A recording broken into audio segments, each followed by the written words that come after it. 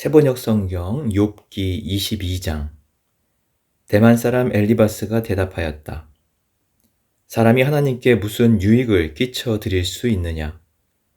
아무리 슬기로운 사람이라고 해도 그분께 아무런 유익을 끼쳐 드릴 수가 없다.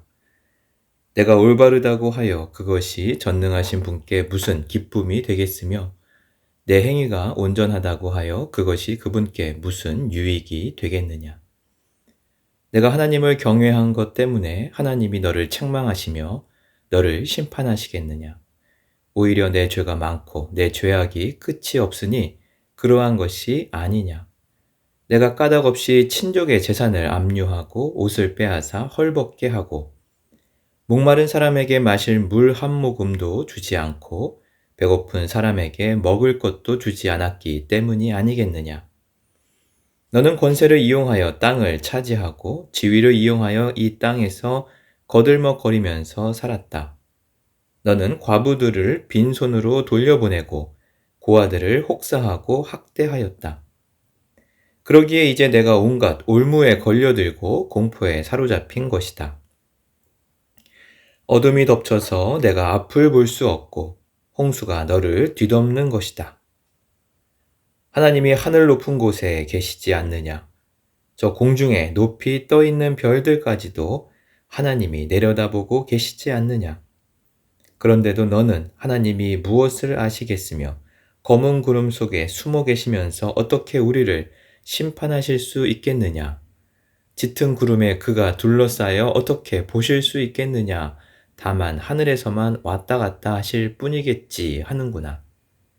너는 아직도 옛 길을 고집할 셈이냐? 악한 자들이 걷던 그 길을 고집할 셈이냐?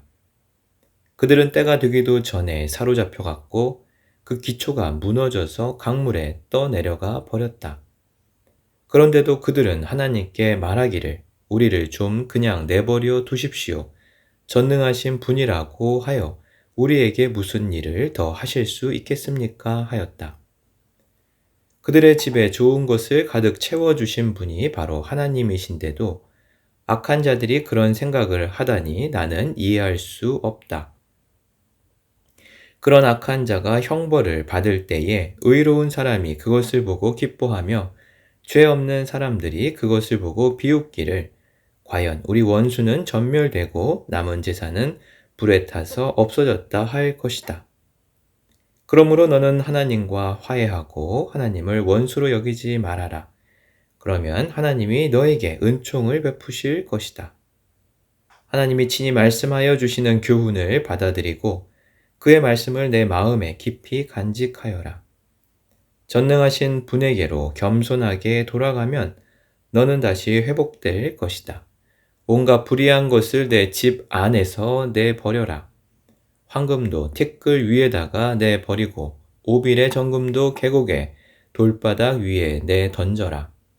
그러면 전능하신 분이 내 보물이 되시고 산더미처럼 쌓이는 은이 되실 것이다. 그때가 되어야 비로소 너는 전능하신 분을 진정으로 의지하게 되고 그분만이 내 기쁨의 근원이심을 알게 될 것이다.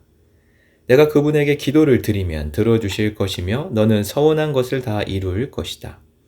하는 일마다 다 잘되고 빛이 내가 걷는 길을 비추어 줄 것이다. 사람들이 쓰러지거든 너는 그것이 교만 때문이라고 일러 주어라. 하나님은 겸손한 사람을 구원하신다. 그분은 죄 없는 사람을 구원하신다. 너도 깨끗하게 되면 그분께서 구해 주실 것이다. 욥기 23장. 욥이 대답하였다. 오늘도 이렇게 처절하게 탄식할 수밖에 없다니. 내가 받는 이 고통에는 아랑곳 없이 그분이 무거운 손으로 여전히 나를 억누르시는구나. 아, 그분이 계신 곳을 알 수만 있다면, 그분의 보좌까지 내가 이룰 수만 있다면, 그분 앞에서 내 사정을 아뢰련만, 내가 정당함을 입이 닳도록 변론하련만. 그러면 그분은 무슨 말로 내게 대답하실까? 내게 어떻게 대답하실까? 하나님이 힘으로 나를 억누르실까? 그렇지 않을 것이다. 내가 말씀을 드릴 때에 귀를 기울여 들어주실 것이다. 내게 아무런 잘못이 없으니 하나님께 떳떳하게 말씀드릴 수 있을 것이다. 내 말을 다 들으시고 나서는 단호하게 무죄를 선언하실 것이다. 그러나 동쪽으로 가서 찾아보아도 하나님은 거기에 안 계시고 서쪽으로 가서 찾아보아도 하나님을 뵐 수가 없구나. 북쪽에서 일을 하고 계실 터인데도 그분을 뵐 수가 없고 남쪽에서 일을 하고 계실 터인데도 그분을 뵐 수가 없구나. 하나님은 내가 한번 옮기는 것을 다 알고 계실 터이니 나를 시험해 보시면 내게 흠이 없다는 것을 아실 수 있으련만 내 발은 오직 그분의 발자취를 따르며 하나님이 정하신 길로만 성실하게 걸으며 길을 벗어나서 방황하지 않았건만 그분의 입술에서 나오는 계명을 어긴 일이 없고 그분의 입에서 나오는 말씀을 늘 마음속 깊이 간직하였건만 그러나 그분이 한번 뜻을 정하시면 누가 그것을 돌이킬 수 있으랴. 한번 하려고 하신 것은 반드시 이루고 마시는데 하나님이 가지고 계신 많은 계획 가운데 나를 두고 세우신 계획이 있으면 반드시 이루고야 마시겠기에 나는 그분 앞에서 떨리는구나. 이런 것을 생각할 때마다 그분이 두렵구나. 하나님이 내 용기를 꺾으셨기 때문에 전능하신 분께서 나를 떨게 하셨기 때문이지. 내가 무서웠던 것은 어둠 때문도 아니고 흑암이 나를 덮은 탓도 아니다. 욥기 24장 어찌하여 전능하신 분께서는 심판하실 때를 정하여 두지 않으셨을까? 어찌하여 그를 섬기는 사람들이 정당하게 판단받을 날을 정하지 않으셨을까? 경계선까지 옮기고 남의 가축을 빼앗아 재우리에 집어넣는 사람도 있고 고아의 나귀를 강제로 끌어가는 사람이 있는가 하면 과부가 빚을 갚을 때까지 과부의 소를 끌어가는 사람도 있구나. 가난한 사람들이 권리를 빼앗기는가 하면 흙에 묻혀 사는 가련한 사람들이 학대를 견디다 못해 도망가서 숨기도 한다. 가난한 사람들은 들나귀처럼 메마른 곳으로 가서 일거리를 찾고 먹거리를 얻으려고 하지만 어린 아이들에게 먹일 것을 찾을 곳은 빈들 뿐이다. 가을 거지가 끝난 남의 밭에서 이삭이나 줍고 악한 자의 포도밭에서 남은 것이나 긁어 모은다. 잠자리에서도 덮을 것이 없으며 추위를 막아줄 이불 조각 하나도 없다. 산에서 쏟아지는 소낙비에 젖어도 비를 피할 곳이라고는 바위 밑밖에 없다. 아버지 없는 어린 아이를 노예로 빼앗아 가는 자들도 있다. 가난한 사람이 빚을 못 갚는다고 자식을 빼앗아 가는 자들도 있다. 가난한 사람들은 입지도 못한 채로 헐벗고 다녀야 한다. 곡식단을 지고 나르지만 굶주림에 허덕여야 한다. 올리브로 기름을 짜고 포도로 포도주를 담가도 그들은 여전히 목말라 한다. 성읍 안에서 상처받은 사람들과 죽어가는 사람들이 소리를 질러도 하나님은 그들의 간구를 못 들은 채 하신다. 빛을 싫어하는 사람들이 있다. 그들은 빛이 밝혀주는 것을 알지 못하며 빛이 밝혀주는 길로 가지 않는다. 살인하는 자는 새벽에 일어나서 가난한 사람과 궁핍한 사람을 죽이고 밤에는 도둑질을 한다. 간음하는 자는 저물기를 바라며 사람들이 눈치채지 못할 것이라고 생각하며 얼굴을 가린다. 도둑들은 대낮에 털집을 보아두었다가 어두워지면 벽을 뚫고 들어간다.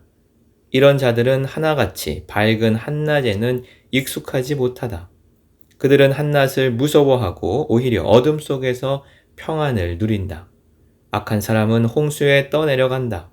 그의 밭에는 하나님의 저주가 내리니 다시는 포도원에 갈 일이 없을 것이다. 날이 저물고 무더워지면 눈 녹은 물이 증발하는 것 같이 죄인들도 그렇게 수월로 사라질 것이다. 그러면 그를 낳은 어머니도 그를 잊고 구더기가 그를 달게 먹는다. 아무도 그를 다시 기억하지 않는다. 악은 결국 잘린 나무처럼 멸망하고 마는 것이다. 과부를 등쳐먹고 자식 없는 여인을 학대하니 어찌 이런 일이 안 일어나겠느냐. 하나님이 그분의 능력으로 강한 사람들을 휘어잡으시니 그가 한번 일어나시면 악인들은 생명을 건질 길이 없다. 하나님이 악한 자들에게 안정을 주셔서 그들을 평안하게 하여 주시는 듯하지만 하나님은 그들의 행동을 낱낱이 살피신다. 악인들은 잠시 번영하다가 곧 사라지고 풀처럼 마르고 시들며 곡식 이삭처럼 잘리는 법이다. 내가 한 말을 부인할 사람이 누구냐? 내가 한 말이 모두 진실이 아니라고 공격할 자가 누구냐? 욥기 25장.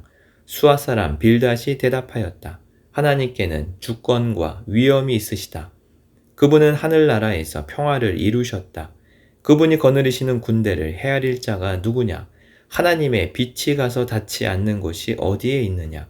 그러니 어찌 사람이 하나님 앞에서 의롭다고 하겠으며 여자에게서 태어난 사람이 어찌 깨끗하다고 하겠느냐? 비록 달이라도 하나님에게는 밝은 것이 아니며 별들마저 하나님이 보시기에는 청명하지 못하거늘 하물며 구더기 같은 사람, 벌레 같은 인간이야 말할 따위가 있겠느냐? 욥기 26장. 욥이 대답하였다. 나를 그렇게까지 생각하여 주니 고맙다. 나처럼 가난하고 힘없는 자를 도와주다니. 너는 우둔한 나를 잘 깨우쳐 주었고 내 지혜를 내게 나누어 주었다. 그런데 누가 내가 한 그런 말을 들을 것이라고 생각하느냐? 너는 누구에게 영감을 받아서 그런 말을 하는 거냐?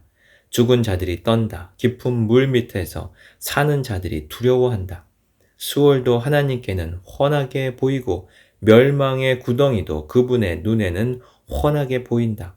하나님이 북쪽 하늘을 허공에 펼쳐 놓으시고 이 땅덩이를 빈 곳에 매달아 놓으셨다. 구름 속에 물을 채우시고 물이 구름 밑으로 터져 나오지 못하게 막고 계시는 분이 바로 하나님이시다. 하나님은 보름달을 구름 뒤에 숨기신다. 물 위에 수평선을 만드시고 빛과 어둠을 나누신다. 그분께서 꾸짖으시면 하늘을 떠받치는 기둥이 흔들린다. 능력으로 바다를 정복하시며 지혜로 라합을 쳐부신다. 그분의 콧김에 하늘이 맑게 개며 그분의 손은 도망치는 바다 괴물을 찔러 죽인다. 그러나 이런 것들은 그분이 하시는 일의 일부에 지나지 않고 우리가 그분에게서 듣는 것도 가냘픈 속삭임에 지나지 않는다. 하물며 그분의 권능에 찬 우레소리를 누가 이해할 수 있겠느냐? 욥기 27장. 욥이 비유로 말하였다. 내가 살아계신 하나님 앞에서 맹세한다. 그분께서 나를 공정한 판결을 받지 못하게 하시며 전능하신 분께서 나를 몹시 괴롭게 하신다.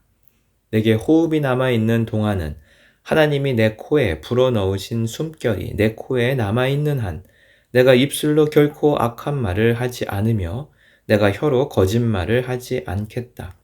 나는 결코 너희가 옳다고 말할 수 없다. 나는 죽기까지 내 결백을 주장하겠다. 내가 의롭다고 주장하면서 끝까지 굽히지 않아도 내 평생의 양심에 꺼림직한 날은 없을 것이다. 내 원수들은 악한 자가 받는 대가를 받아라.